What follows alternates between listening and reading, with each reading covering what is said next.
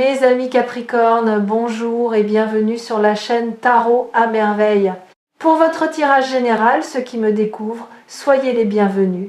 Il y a un rêve en vous, un rêve que vous avez peut-être oublié de prendre au sérieux, un rêve que vous aviez classé dans la catégorie des choses agréables à imaginer mais qui ne sont pas faites pour devenir réelles. Vous l'avez peut-être eu enfant. Vous l'avez peut-être laissé tomber à un âge où on vous a fait comprendre, sans toujours le dire frontalement, qu'il fallait grandir, devenir raisonnable, choisir des chemins plus sûrs.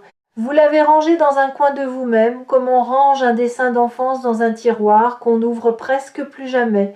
Mais ce rêve n'est pas mort, il a juste attendu. Il a attendu que vous soyez assez vous-même pour pouvoir le porter. Il a attendu que vous ayez traversé suffisamment d'expériences pour avoir la maturité nécessaire à son incarnation. Et maintenant, ce rêve se rapproche. Pas exactement sous la forme que vous aviez imaginée enfant, parce que les rêves grandissent en même temps que nous, mais dans son essence, oui, il revient frapper à votre porte. Et il vient avec une promesse que vous n'attendiez plus, celle d'être réalisable. Je veux que vous restiez avec moi pendant cette lecture, parce que ce que j'ai à vous dire mérite d'être reçu sans précipitation. Et parce que ce qui s'apprête à entrer dans votre vie est plus précis, plus tangible que vous ne l'imaginez en ce moment. Bienvenue ici sur Tarot à merveille. Si vous écoutez ces mots, c'est que quelque chose en vous était prêt à les entendre, pas par hasard, par alignement. Avant d'aller plus loin, je voudrais vous dire quelque chose sur le timing des rêves. Beaucoup de personnes croient qu'un rêve qui n'a pas pu se réaliser pendant des années est forcément voué à ne jamais se réaliser. C'est un raisonnement tentant mais faux. La vérité est plus nuancée. Un rêve a son temps de maturation, comme certains fruits qui ne se cueillent pas avant que la saison ne soit pleinement en place. Un rêve cueilli trop tôt est un rêve qui ne tient pas. Il s'effrite dès qu'on l'incarne, tandis qu'un rêve cueilli au moment juste a une saveur, une solidité, une durée que rien ne peut entamer. Si votre rêve a tardé à venir, ce n'est donc pas une preuve qu'il était illusoire. C'est plutôt le signe qu'il portait en lui une exigence de maturité et que ni vous ni les conditions extérieures n'étiez encore prêts à l'accueillir. Maintenant, vous l'êtes. Et le rêve, sentant cette nouvelle disponibilité, peut enfin sortir de son temps suspendu pour entrer dans votre temps présent. Commençons par une question. Pourquoi un rêve devient-il subitement réalisable alors qu'il avait semblé impossible pendant si longtemps? Réfléchissez à cela. Ce n'est pas le rêve qui change. Ce n'est même pas vraiment le monde extérieur qui change radicalement. Ce qui change, c'est la rencontre entre vous et le réel. À un moment donné, votre énergie atteint un niveau où elle entre en résonance avec une dimension de la réalité qui vous était auparavant fermée. Pas parce que vous avez forcé une porte, parce que la porte et vous, vous vibrez maintenant à la même fréquence. Cette idée peut paraître mystique. Elle est en réalité très concrète. Pensez à une radio. Vous tournez le bouton. Pendant longtemps, vous ne captez que des grésillements ou des stations qui ne vous intéressent pas, et soudain vous tombez sur une fréquence où la musique est claire, juste, parfaitement audible. Cette fréquence existait depuis le début, elle n'est pas nouvelle, vous simplement avez fini par tomber dessus, et tout devient évident. Vous êtes en train de tomber sur la fréquence de votre rêve, pas parce que vous l'avez cherché frénétiquement, plutôt parce que vous avez patiemment ajusté votre bouton intérieur, parfois sans en avoir conscience, jusqu'à ce que l'alignement se produise naturellement. Maintenant, je voudrais aborder un point délicat, la nature de ce rêve qui se prépare à se manifester. Parce qu'il y a une chose importante à comprendre. Ce rêve n'est probablement pas celui que vous identifieriez si je vous demandais aujourd'hui quel est votre plus grand rêve. Si je vous posais cette question, vous me donneriez probablement une réponse construite, une réponse qui correspond à vos désirs conscients, à ce que vous croyez vouloir, à ce que vous avez intellectualisé comme étant votre objectif. Le rêve dont je parle est plus profond que cela. C'est un désir qui repose sous vos désirs visibles, quelque chose que vous portez sans toujours pouvoir le nommer, une aspiration plus essentielle, plus intime, qui touche à qui vous êtes vraiment et non à ce que vous voulez accomplir. C'est ce rêve-là qui s'apprête à devenir réel. Et c'est précisément pour cette raison que vous ne vous y attendez pas, parce que vous attendiez peu être autre chose. Vous attendiez la version officielle de votre rêve, et la vie vous prépare la version authentique. La différence est immense, et c'est une différence qui va vous toucher en profondeur. Permettez-moi de vous donner un exemple pour éclairer cela. Beaucoup de personnes pensent rêver de réussite, de reconnaissance, de stabilité matérielle. Elles formulent leurs aspirations dans ces termes, mais sous ces objectifs visibles se cache souvent un rêve plus profond, celui d'être en paix avec soi-même, d'arrêter de courir après quelque chose, de pouvoir se reposer dans qui l'on est sans avoir à se justifier. Quand la vie commence à offrir cette paix-là, certaines personnes la manquent parce qu'elles continuent de chercher la version officielle de leur rêve plutôt que d'accueillir la version essentielle qui se présente. Ne faites pas cette erreur. Quand le rêve approche, restez disponible à sa forme réelle, pas seulement à sa forme imaginée. Cette nuance soulève une question délicate. Comment distinguer les rêves essentiels des rêves empruntés ? Parce qu'au cours d'une vie, on accumule des rêves qui ne sont pas vraiment les nôtres, des rêves qu'on a hérités d'un parent, des rêves qu'on a calqués sur une admiration, des rêves qu'on s'est imposés par comparaison sociale. Tous ces rêves cohabitent en nous, sans qu'on prenne toujours le temps de les distinguer. Et certains, à la longue, se présentent comme essentiels alors qu'ils ne le sont pas vraiment. Le rêve qui s'apprête à se réaliser pour vous a une caractéristique précieuse. Il a survécu à toutes les périodes où vous avez essayé de l'oublier.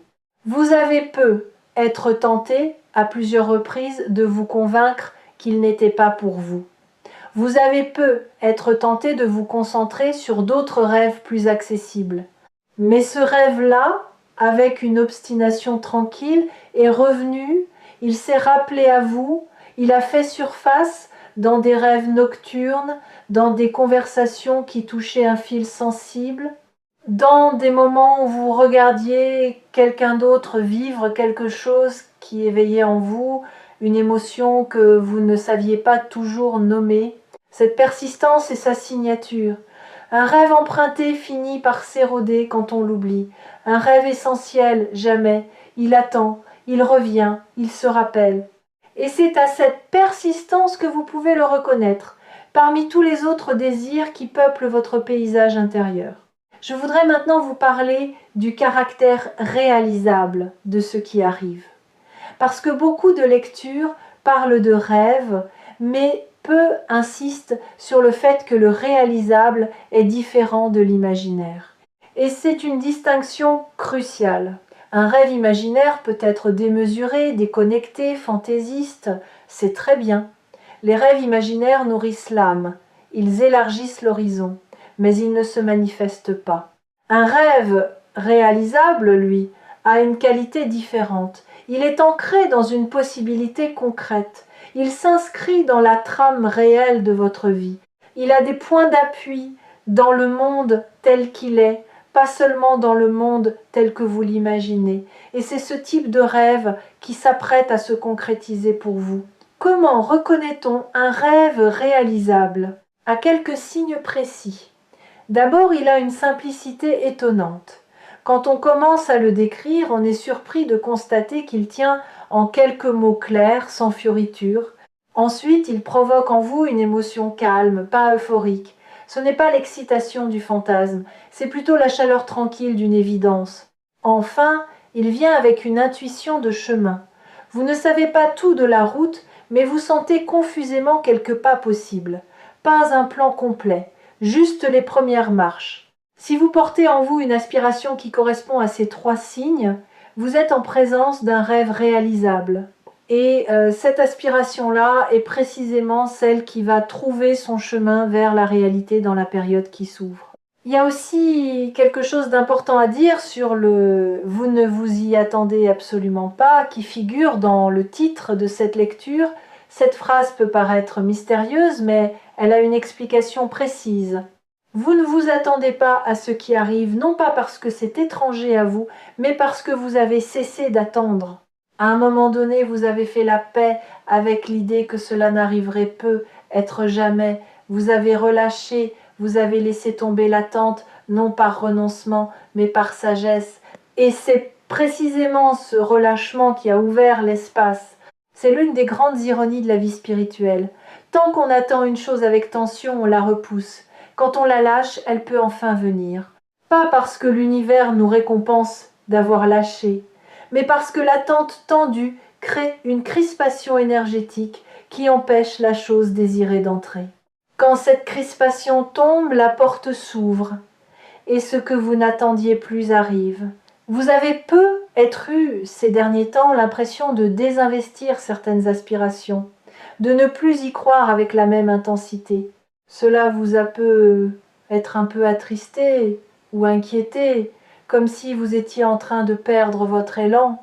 Rassurez-vous, ce que vous viviez n'était pas une perte, c'était l'étape nécessaire, le moment où l'âme cesse de tenir trop fort pour permettre à la chose tenue de respirer enfin et de venir. J'aimerais ajouter quelque chose à propos de cette qualité particulière du lâcher-prise mature. Il ne s'agit pas du tout d'un détachement froid, ni d'un cynisme déguisé en sagesse. Le vrai lâcher-prise garde toujours la chaleur d'un cœur qui aime. La différence avec l'attachement crispé, c'est qu'on ne m'en dit plus. On ne s'effondre plus à l'idée que la chose pourrait ne pas venir. On préserve sa capacité d'amour pour la chose, mais sans dépendre de sa venue pour exister soi-même. Cette posture est très belle, et elle est aussi très efficace, parce qu'elle vous rend complet sans le rêve, ce qui, paradoxalement, permet au rêve de venir s'ajouter à une vie qui ne le mendie plus. Les rêves sont comme des invités précieux, ils n'aiment pas les hôtes désespérés. Ils préfèrent les hôtes qui ont déjà un foyer accueillant où ils pourront s'asseoir confortablement, sans porter le poids de la survie de leur hôte.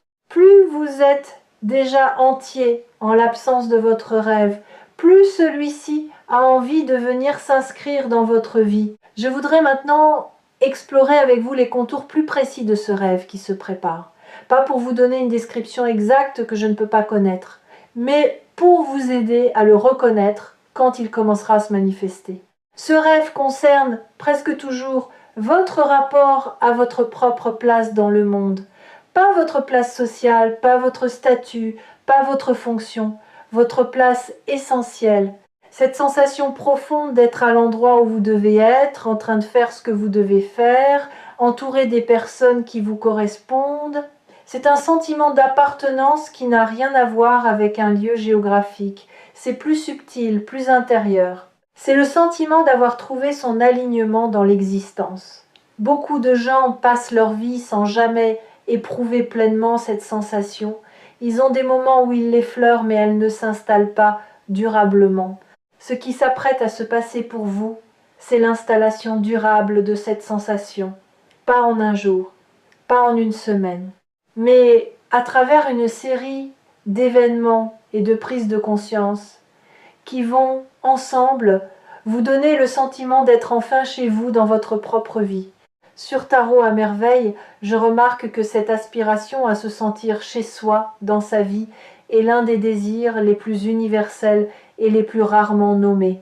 Les gens formulent leurs demandes en termes très divers, mais sous ces demandes apparentes, il y a souvent ce désir plus profond, à peine articulé, de se sentir aligné, en cohérence, à sa juste place.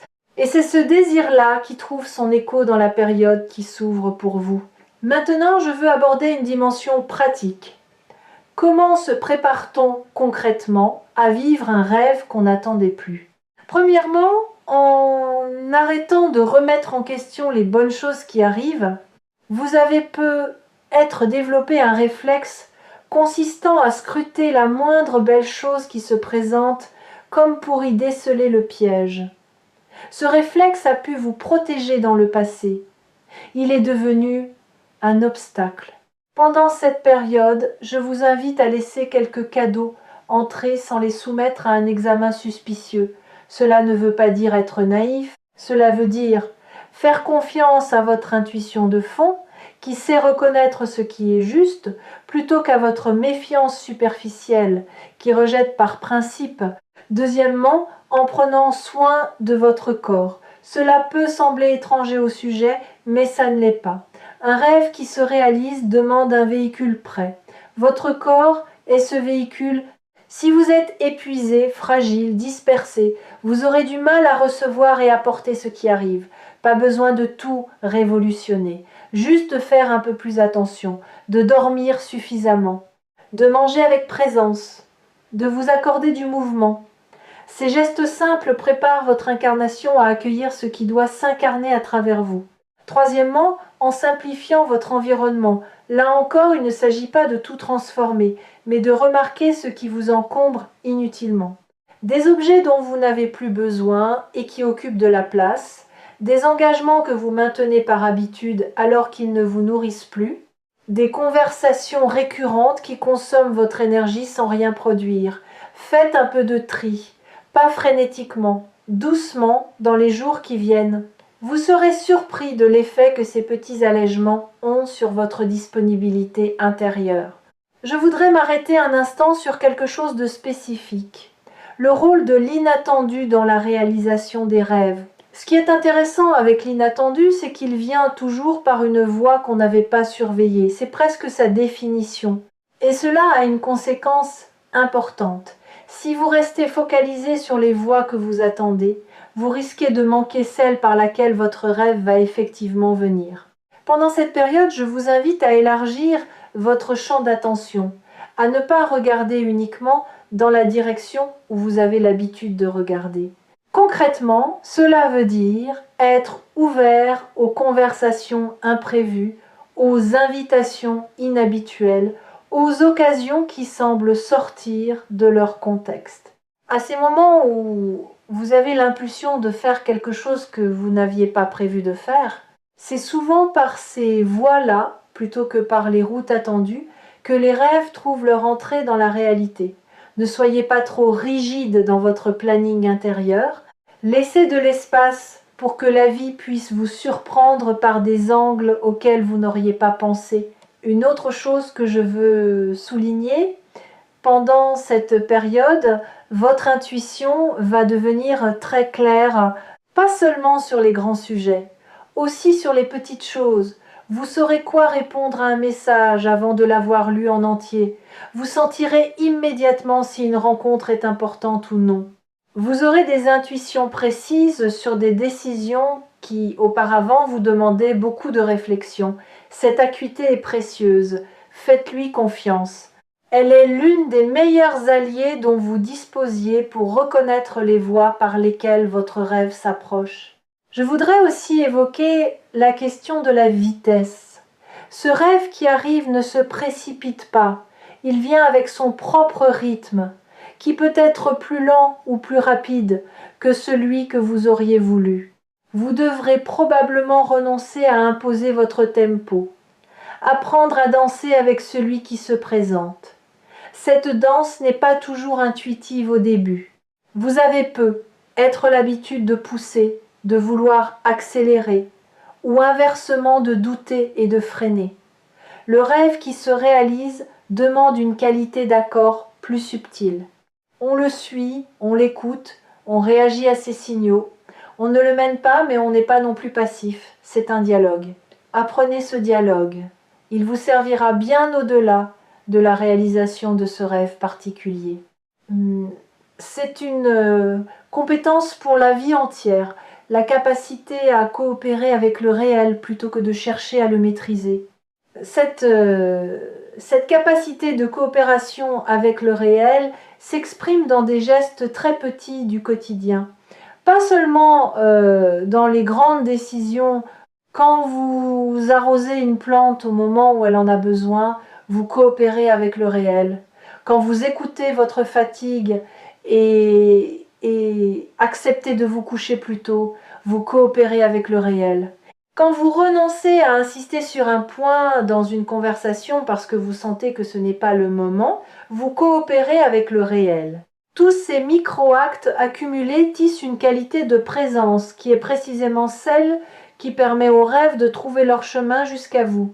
Vous remarquerez d'ailleurs que pendant cette période, beaucoup de petits gestes prennent une nouvelle saveur. Vous appréciez plus profondément des choses simples, une lumière, un goût, une rencontre brève avec un inconnu sympathique.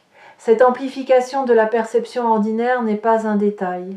Elle est en réalité l'un des fruits les plus précieux du chemin intérieur que vous avez parcouru. Et c'est aussi l'un des baromètres les plus fiables.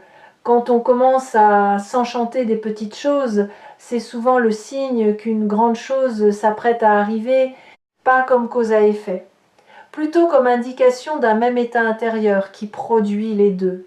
Sur Tarot à merveille, j'ai souvent dit cette chose qui semble paradoxale. Les plus grandes réalisations dans une vie sont souvent celles qu'on a le moins prévues. Pas parce que la planification est inutile, mais parce que les plans laissent peu de place à la grâce, et la grâce a besoin d'espace pour s'exprimer. Quand on planifie tout, on ne laisse rien à la grâce. Quand on planifie sans rigidité, en gardant une porte ouverte à l'imprévu, on permet à quelque chose de plus grand que ses propres calculs de se manifester. Vous, en ce moment, vous avez fait ce travail de relâchement sans peu être en avoir pleinement conscience. Vous avez cessé de tout vouloir contrôler. Et c'est précisément ce qui rend possible ce qui arrive. La grâce a trouvé son espace.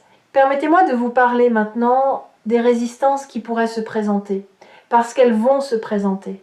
C'est presque inévitable. Quand un rêve s'apprête à devenir réel, certaines parts de nous résistent, pas parce qu'elles veulent du mal, parce qu'elles sont attachées à l'identité construite autour du fait que ce rêve restait inaccessible. Tant que le rêve était lointain, on pouvait s'en plaindre, en parler, le porter comme une absence noble. Quand il devient possible, il faut quitter cette identité de quelqu'un qui rêve pour devenir quelqu'un qui vit. Et ce passage, aussi désirable soit-il, implique une mort symbolique. La mort de la personne qui attendait. Cette résistance peut se manifester de manière surprenante. Vous pouvez soudain trouver 1000 raisons de ne pas saisir une opportunité qui se présente. Vous pouvez vous mettre à douter de ce que vous vouliez vraiment. Vous pouvez ressentir un curieux malaise quand vous vous rapprochez de votre désir. Tout cela est normal, c'est l'ancienne identité qui négocie. Ne luttez pas contre elle frontalement. Reconnaissez-la, dites-lui « Je sais que tu m'as accompagné longtemps, je sais que tu m'as protégé, mais cette fois, je vais quand même y aller. Je vais quand même vivre ce qui se présente. Tu peux venir avec moi sous une forme nouvelle. » Cette manière de dialoguer avec les résistances internes est plus efficace que les combattre. Elle les apaise, elle les transforme. Et progressivement, la part de vous qui s'accrochait à l'absence du rêve se réorganise pour soutenir sa présence. Cette réorganisation intérieure mérite d'être observée avec curiosité plutôt que jugement. Vous vous découvrirez parfois en train d'agir d'une manière qui ne correspond plus tout à fait à vos anciens schémas, sans que vous ayez fait l'effort conscient de changer. C'est l'effet de la nouvelle disposition intérieure qui s'installe d'elle-même. Vous direz oui à des choses auxquelles vous auriez dit non auparavant. Vous prendrez de petites initiatives qui vous auraient paru audacieuses il y a peu. Vous trouverez le ton juste dans des situations qui auparavant vous laissaient hésitants. Ne soyez pas surpris par ces ajustements. Ne cherchez pas non plus à les forcer. Laissez-les advenir à leur propre rythme. Chaque petit changement de comportement est en réalité un grand changement d'identité qui se traduit dans le quotidien. C'est ainsi que les transformations profondes s'opèrent, non par des décisions héroïques, mais par une série de micro-ajustements qui, mis bout à bout, dessinent une nouvelle version de soi-même. Je voudrais ajouter quelque chose de très important. Quand votre rêve commencera à se manifester, vous aurez peu être un moment de désorientation, un moment où vous vous direz « Et maintenant ?» C'est un phénomène connu. On a tellement structuré sa vie autour de la quête d'un certain résultat qu'une fois ce résultat atteint, on se sent étrangement vide, pas malheureux, vide, comme si on cherchait soudain à quoi servir maintenant. Cette vacuité est temporaire et elle est le passage vers une nouvelle manière d'habiter sa vie, une manière qui ne se définit plus par la quête mais par la présence, qui ne se définit plus par le manque à combler, mais par la vie à savourer. Cette transition demande un peu de temps. Soyez patient avec vous-même pendant cette phase. Ne cherchez pas immédiatement à remplir le vide par un nouveau projet, une nouvelle quête, un nouvel objectif. Laissez le vide être là. Habitez-le. Ressentez ce que c'est que d'avoir reçu sans être déjà en train de chercher la prochaine chose. Cette compétence de la satisfaction tranquille est l'un des plus grands cadeaux que la réalisation d'un rêve puisse vous offrir. J'aimerais aborder un dernier aspect avant de conclure. Le partage de ce rêve réalisé. Quand votre rêve commencera à prendre forme, vous serez tenté de le partager avec votre entourage. C'est un mouvement naturel et beau, mais soyez attentifs à qui vous le partagez et quand. Certaines personnes ne pourront pas se réjouir avec vous, pas parce qu'elles ne vous aiment pas, mais parce que votre réussite va activer en elles des questions sur leur propre vie. Elles peuvent sembler froides, distantes, voire critiques, sans le vouloir vraiment. Ne vous formalisez pas, ne renoncez pas à votre joie pour les ménager, mais soyez sélectifs sur le partage profond. Réservez les premiers récits du rêve qui se réalisent à des personnes capables de se réjouir purement, sans que leur réjouissance ne soit teintée de comparaison. Ces personnes existent dans votre entourage. Vous savez qui elles sont. Avec elles, vous pouvez parler en confiance. Avec d'autres, vous pouvez attendre que la chose soit plus solidement installée avant de la mettre en mots. Cette discrétion sélective n'est pas du secret, c'est du soin. Du soin pour votre joie naissante qui est encore jeune et mérite d'être protégée des regards qui pourraient la flétrir. Une autre dimension que je veux mentionner avant de conclure, c'est la manière dont vous allez devoir apprendre à habiter cette nouvelle réalité une fois qu'elle sera installée. Parce que c'est une compétence qui ne va pas de soi. Beaucoup de personnes savent désirer un rêve, mais peu savent le vivre une fois qu'il est devenu vrai. La différence entre les deux est immense. Désirer un rêve, c'est se tendre vers quelque chose qui n'est pas encore là. Cela mobilise une certaine énergie, une certaine attention dirigée. Vivre un rêve, c'est tout autre chose. C'est se déposer dans une réalité qui est désormais présente.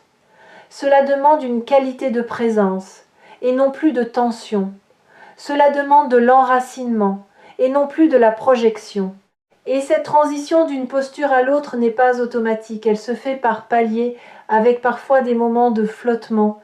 Vous traverserez peut-être des journées où, malgré la beauté de ce qui se passe, vous vous sentirez étrangement absent à votre propre vie. Comme si vous regardiez votre rêve réalisé depuis l'extérieur sans pouvoir vraiment y entrer. C'est un phénomène fréquent. L'âme prend parfois du temps à s'installer dans une nouvelle amplitude. Soyez patient avec ce phénomène, ne vous reprochez pas de ne pas profiter assez. La pleine occupation de votre nouvelle réalité viendra progressivement à mesure que votre intériorité s'ajuste à votre extériorité. Voilà ce que j'avais à vous transmettre aujourd'hui. Un rêve approche, pas n'importe quel rêve, un rêve qui correspond à qui vous êtes vraiment, plus profondément que vous ne le mesurez. Un rêve réalisable, ancré dans la trame du réel, avec des points d'appui concrets. Un rêve qui arrive par des voies que vous ne surveillez pas, parce qu'il vient justement par ces voies-là, et pas par celles que vous attendiez. Préparez-vous, mais sans agitation. Ouvrez l'espace, mais sans précipitation. Faites confiance à votre intuition. Laissez tomber la méfiance réflexe. Accueillez les imprévus comme des messagers. Restez à l'écoute des petites impulsions qui vous traversent. Et surtout, sachez que ce qui s'approche n'est pas une exception miraculeuse dans votre vie.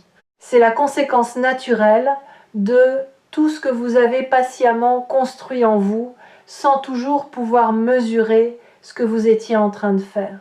Vous avez fait votre travail intérieur. Maintenant, c'est à la vie de faire le sien. Et la vie est en train de tenir sa part du contrat dans son temps, à sa manière.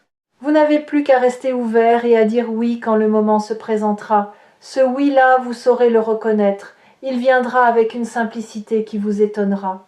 Comme si quelque chose en vous, depuis toujours, n'attendait que cet instant pour se prononcer. Permettez-moi un dernier mot sur la confiance, pas la confiance aveugle qui est plutôt une forme de naïveté, la confiance lucide qui voit les difficultés mais qui sait qu'on a les ressources pour les traverser.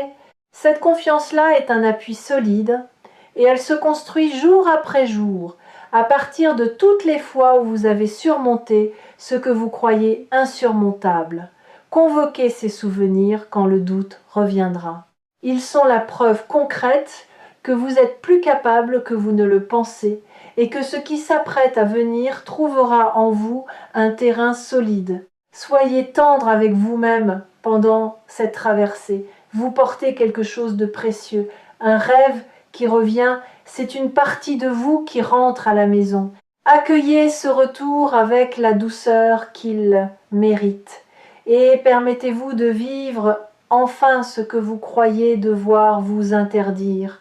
Une dernière pensée avant de vous laisser. Pendant cette période, cultivez la gratitude non pas comme un exercice mental, mais comme une posture corporelle.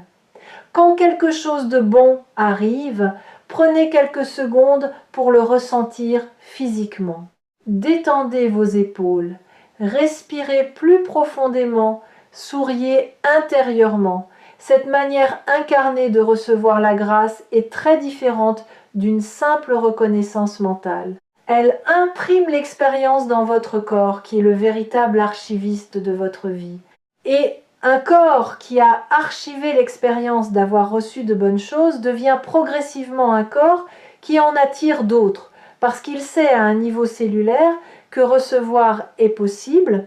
Votre rêve mérite ce corps disponible, il mérite cette qualité de présence. Il mérite que vous soyez vraiment là quand il arrivera, pas absorbé dans vos pensées, pas distrait par vos doutes, pas en train de regarder ailleurs. Pour cela, entraînez-vous à la présence dès maintenant, avec les petites choses, avec les gens que vous aimez, avec votre corps lui-même. Cette présence accumulée sera votre meilleur accueil quand le rêve frappera à votre porte. À très bientôt dans la suite de votre belle histoire. Une histoire que vous écrivez chaque jour par les petits choix que vous faites, par les attentions que vous portez, par la fidélité que vous gardez à ce qui vous semble juste. Continuez. Ce que vous tissez, sans toujours en mesurer la beauté, est en train de prendre une forme qui vous touchera profondément.